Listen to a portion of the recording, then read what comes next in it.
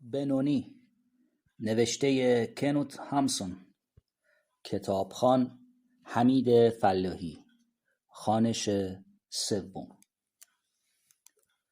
در بهار خود مک بود که آمد به بنونی بگوید هاردویکسن خوب من، میخوام چیزی به تو بگویم، باید ازدواج کنی. بنونی وقتی این را شنید تظاهر کرد، خود را خیلی کوچک کرد و گفت کسی من را نمیخواهد. مک همانطور آرام ادامه داد طبیعی است که با توجه به مرتبه و امکاناتی که داری زن بگیری و خودت رو کوچک نکنی.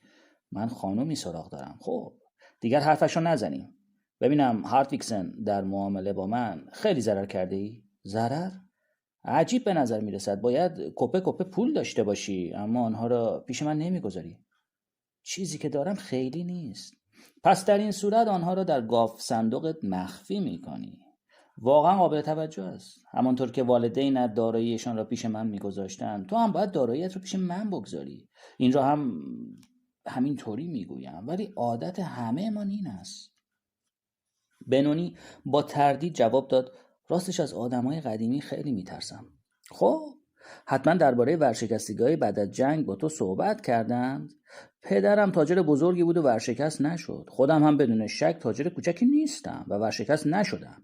این را هم به لطف خدا دارم. بنونی گفت فکر کرده بودم که با پسنداز ناچیزم به سراغتان بیایم. آن وقت مک مطابق عادتش به طرف پنجره رفت و به تفکر پرداخت. پشت به بنونی کرد و به حرف زدن ادامه داد.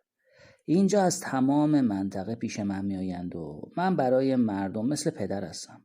آنها اسکلینک های خودشان را تا موقعی که دوباره با آنها نیاز پیدا کنند به من میدهند و من رسیدی که بالایش نام من نوشته شده به آنها میدم. سیریلوند، فلان و فلان مبلغ، فردیناند مک. سپس مدتی کم و بیش طولانی میگذرد و آنها میآیند و پولشان را میخواهند. میگویند این هم رسید. خب پولشان را میشمرم. لطفاً بفرمایید. آن وقت آنها میگویند اما اینکه زیادتر است. پول ما اینقدر نبود. جواب میدم این منفعت پولتان است. بنونی بی اراده گفت بله منفعت. مک پنجره را ترک میکرد گفت البته این منفعت است. من از پول استفاده میکنم و پول گیر میآورم و تا جایی که به تو مربوط میشود هاردویکسن باید مبلغ قابل توجهی داشته باشی. به تو یک رسید ساده نمیدم، بلکه تصدیق رسمی، یک سند وثیقه هم میدم. اگر این را میگویم بدون قصد و غرض پنهان است، کاری است که میکنم. فقط همین. با سرمایه‌های کلان نمیشود مثل سرمایه‌های کوچک رفتار کرد. باید امنیتی برای آنها فراهم آورد.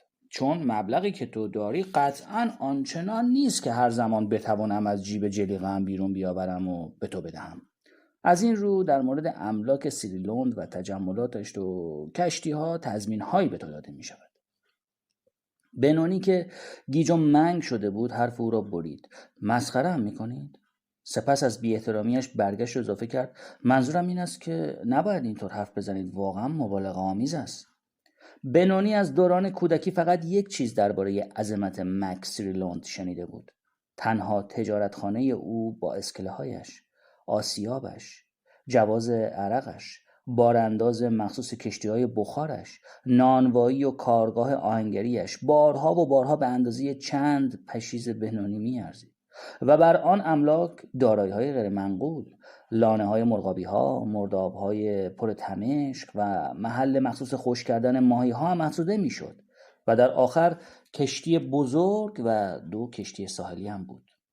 در قبال حیرت شدید بنونی مک به نرمی و با تفرعن گفت چیزی که میگویم همان کاری است که در تجارتخانه من انجام میگیرد. در نتیجه میتوانی بابت پولت خاطر جمع باشی، اما دیگر حرفش را نزنی. بنونی جویده گفت آقای عزیز بگذارید کمی به این موضوع فکر کنم. اگر آدمای پیر مرا اینقدر نترسانده بودند اما اگر شما خیلی دلم میخواهد مسلما باید دیگر حرفش را نزنیم. اما میدانی دقیقاً دم پنجره چه فکر میکردم؟ به دختر تعمیدی هم مادمازل روزا بارفوت فکر میکردم. خیلی طبیعی به فکر او افتادم. هاردویکسن کمی به او فکر کرده ای؟ جوانها عجیبند. او بعد از نوئل به جنوب رفته بود و قرار بود 1 سال آنجا بماند، اما حالا به خانه برگشته. شاید اینجا چیزی باشد که او را به جانب خود میکشد. خب به امید دیدار هاردویکسن. اگر خواستی میتوانی به موضوع پول فکر کنی، هر طور که خودت میخوایی. اما حقیقت این که روزها یکی پس از دیگری گذشت بی آنکه بنونی در مورد پول وسیله رضایت خاطر مک رو فراهم آورد. حتما مک سریلوند که وقتی پای تجارت در میان بود مثل مارماهی نرم میشد، با خود فکر میکرد بگذار مجال کافی داشته باشد. حتما فکر میکرد بگذار فعلا جوابش را ندهد، زیرا حتی به خود زحمت نداد که کسی را به دنبال بنونی بفرستد. اما بنونی هم آدم کندذهنی نبود و به کنایه های مک درباره روزا دختر کشیش پی برده بود. وقتی که مسائل را شبها و روزها حلاجی کرد و بیش از پیش دقیق شد، تصمیم گرفت از مک صرف نظر کند و به ابتکار خود عمل کند. نه، او واقعا نمیتوانست به عنوان ارباب بر ثروت‌های بزرگی که مک میل داشت در ذهن او جای دهد سلطه‌ای داشته باشد. آنها را از کجا گیر می‌آورد؟ بنونی دیگر ابداً آدم سرحال گذشته نبود. لباس شیکی به تن کرد، 2 کت روی هم پوشید و پیراهن روزهای یکشنبه‌اش را هم به تن کرد و پس از عبور از اراضی دهستان از کوهستان گذشت. یک راست به ملک کشیش رفت. پیشاپیش حساب کرده بود که کشیش بارفورد به کلیسای دیگر رفته است. بنونی به آشپزخانه رفت و به این بهانه متوسل شد که به خاطر کارهای بازرگانی از آنجا می‌گذرد و باید از تنگه عبور کند. آیا کشیش میل دارد قایقش را به او قرض بدهد؟ خدمتکارا جواب دادند که کشیش در خانه نیست. بنونی جویا شد که آیا خانم یا مادمازل روزا هستند؟ کافیست سلام‌های بنونی هاردویکسن را به ایشان برسانید. موفق به گرفتن قایق شد، ولی نه خانم و نه روزا هیچ کدام نیامدند به او بگویند سلام هاردویکسن، خواهش میکنم بفرمایید به سالن. بنونی با خود فکر کرد چندان بوی خوشی نمیآید. پاروزنان از تنگه گذشت، مدتی در جنگلی پرسه زد، دوباره از تنگه عبور کرد و به آشپزخانه اقامتگاه کشیش برگشت تا بابت قایق تشکر کند. باز همان وضع بود، هیچ یک از اربابها آفتابی نشدند. بنونی وقتی از کوهستان میگذشت تا به خانه‌اش برگردد با خود فکر کرد این وضع مرا مطلقاً به جایی نمیرساند. او در بسیاری موارد مردی از آهن و پولاد بود، ولی در برابر مردم خوب وسط بالا از پا در آمده و دست و پا گم کرده بود. گذشته از این درباره روزا با خود میاندیشید. باید چه کنم؟ باید متناسب با ثروتم زن بگیرم یا باید با یکی از افراد مشابه خودم در گذشته ازدواج کنم و تا حد هیچ بودن غرق شوم؟ در خانه‌اش به شدت مشغول بود. حال 4 نجار در خدمت داشت که برای کشتی ماهیگیری آشیانه بزرگی می ساختند. ولی این امر قلب او را سبکتر نمی کرد. بیش از پیش ناراضی بود. بدگمان می شد. احساس می کرد که مردم دوباره او را بنونی صدا می کنند، نه هاردویکسن. از چه رو مستحق چنین خاری شده بود؟ روزی مک به او گفت داری آشیانه ای می سازی؟ چه زحمتی است. می توانستی مثل سابق جای مجانی پیش من داشته باشی، در عوض کار دیگری می کردی. بایستی خانه‌ات رو بزرگ می کردی. اگر قرار باشد ازدواج کنی با امکاناتی که داری باید چند اتاق بیشتر داشته باشی. خانوما اینا رو می خوان. سر فرصت و با مجال کافی درباره این حرفا صحبت کردم و ناگهان بنونی درک کرد که کمترین کاری که باید بلافاصله بکند این است که به مک اعتماد داشته باشد و برای آوردن پولش به خانه برود. در راه بار دیگر جوانه به امر را سنجید. با توجه به وثیقه‌های قابل توجهی که مک می‌گذاشت، سکه‌های نقره او با هیچ خطری مواجه نبودند. به عکس او را شریک مخفی مک و یکی از 2 مالک سریلوند می‌کردند. آه از این پول! اگر کمی شانس یاری می‌کرد، پول یک فرد بینوا را به آقای بدل می‌کرد. با ثروتش که در یک کیسه بود مراجعه کرد. پول نقره بسیاری بود. بنونی نمی‌خواست از جمله کسانی باشد که در مورد مبلغ خست به خرج می‌دهند. حال که مک درباره او این فکر عالی را پیدا کرده بود که او آدمی ثروتمند است، ابداً جای آن نبود که او را خطاکار معرفی می‌کرد. در نتیجه دقیقاً 5000 ریکسدال گرد آورد تا مبلغ چشمگیری باشد. مک برای اینکه او را مورد لطف قرار دهد گفت خدای من. بنونی که میخواست تظاهر کند گفت باید کیسه پول ناچیز مرا به دیده عفو بنگرید. مک نخواست بگذارد که او زیاده روی کند و گفت این همه نقره، اما اسکناس هم داری، هم ترازی است. اسکناس دارای چیست؟ دارای همترازی، یعنی اسکناس هم درست ارزش نقره را دارد. تو که خودت خوب میدانی خوب با این همه نقره هم حسهایی دارد. بنونی که اندک افسرده شده بود گفت من فکر میکردم پولی که دارم چه فلز و چه اسکناس بد نباشد. بار دیگر مک خواست نگذارد که او در غرورش زیاده روی کند و به خشکی جواب داد طبعا و شروع به شمردن کرد. این کار مقداری وقت برد.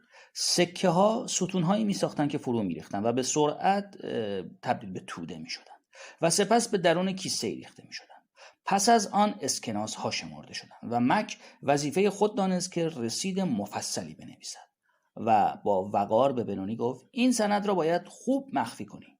و اون وقت این اتفاق بزرگ افتاد که نه تنها روزا دختر کشیش برای دیدار از سریلند آمد، بلکه با چشمهای برانداز کنندش از روبرو واقعا به نظاره بنونی پرداخت. گویی راجع به او فکر میکرد. روزی هم به ساحل رفت و گفت فقط میخواستم آشیانه تازه‌ای را که برای کشتی میسازی ببینم. بنونی در نخستین آشفتگی ناشی از شادیش جواب داد برای شما چیز مهمی وجود ندارد که ببینید. و بعد وقتی کمی حواسش سر جا آمد گفت میخواهم خانه را هم بزرگ کنم. جدا؟ چه میخوایی اضافه کنی؟ بنونی با احتیاط جواب داد یک سالن و یک اتاق اضافه در نظر دارم. روزا با مهربانی گفت عالی است. پس حتما میخوایی ازدواج کنی؟ باید دید. مطمئنا نمیدانم زنی که باید به اینجا بیاید چجور آدمی است، اما اگر جای تو بودم یک اتاق نسبتا بزرگ و روشن بنا میکردم. بنونی گفت بله، شما اگر بودید اینطور دوست داشتید؟ بله. وقتی روزا میخواست برود بنونی جسارت پیدا کرد و گفت تحقیر نکنید، فقط تمام شد بیایید. بنونی سالن و اتاق بزرگ را ساخت و اندکی زیاده روی کرد و اتاق را هم دقیقاً به اندازه سالن ساخت. وقتی روزا آن را دید بنونی در اثر این فکر که مبادا اتاق آنچنان که باید نباشد احساس کرد دل در سینه‌اش چون دل خرگوش میتپد. ولی روزا با مهربانی گفت که آنجا درست مثل همان چیزی است که او فکرش را میکرده. دقیقاً در آنجا و در همان هنگام بود که بنونی باید چیزی میگفت ولی نگفت. شب نزد مک رفت تا از او خواهش کند که این حرف را بزند، البته در صورتی که فکر میکرد امکان موفقیت وجود دارد. مک این مأموریت را با چند کلمه صریح و مختصر انجام داد. لبخند مختصری به هر دویشان زد و سالن را ترک کرد. آن دو تنها ماندند. روزا رک و راست گفت بنونی باید به تو بگویم که خیال نمی کنم این کار تو را خوشحال کند. در جنوب مدت درازی نامزد مردی بودم. بی جهت نبود که خیلی از خانه دور ماندم. در این صورت به زودی با او ازدواج میکنید؟ نه، این کار صورت نمیگیرد. این کار هرگز با او صورت نمیگیرد. خب پس چطور است که به من رضایت بدهید؟ ولی من آنچنان که میبینید آدم معمولی هستم. در این صورت هیچ جای امیدی نیست. روزا فکر کرد و آهسته پلکایش رو پایین آورد. بنونی شاید بتوانیم امتحان کنیم. پدر تعمیدی هم عقیده دارد که باید این کار را بکنم. سپس لبخند زنان افزود ولی باید به تو بگویم که تو اولین عشق من نیستی. بنونی مطابق بینش خود جواب داد نه چنین امیدی نمیتوانم داشته باشم، ولی برای من فرقی نمی کند. بنابراین موافق بودند. در هفته‌های بعد مردم خیلی راجع به این موضوع غیر عادی صحبت کردند. میگفتند که شاید مشیت پروردگار بوده، ولی با این همه عجیب است. ولی در خانه خزانه‌دار کلیسا کاملا آشکارا گفته شد مشیت الهی خیر، چیزی که باعث انجام این امر شده شاه ماهی بوده است. اگر بنونی با شاه ماهی هایش اینقدر ثروتمند نشده بود هرگز روزا را به چنگ نمی آورد. در خانه خزانه‌دار کلیسا پسری بود و بیشتر احتمال آن میرفت که این پسر با روزا دختر کشیش ازدواج کند.